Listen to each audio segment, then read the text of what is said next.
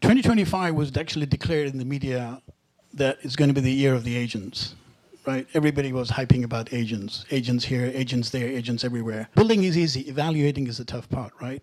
And the important thing to ask yourself when you're building these agents is how confident you are that you're going to put this agent autonomously, that's going to do your tasks, that's going to work for you, but not embarrass you.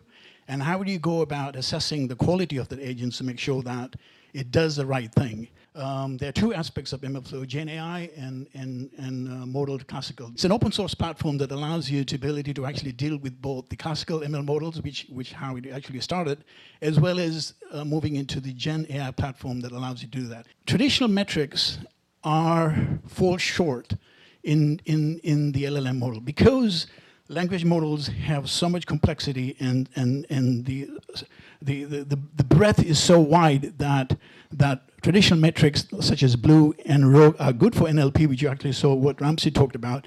And the golden standard today, you saw from both the talks, is human evaluation. But human evaluation doesn't scale. Can you imagine actually writing evaluation data sets for each and every use case? So that's where the research paper actually sort of talks about LLM as the judge.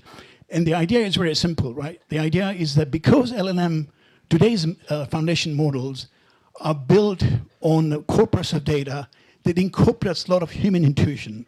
So taking that particular further, the research paper sort of talked about, the thing you can actually do is instead of having a human evaluate each and every response from the query, you give that query with the criteria that you care about and give it to another LLM judge that spits out two things. And how does a framework such as MLflow might help you to use these particular practices? And it's very simple.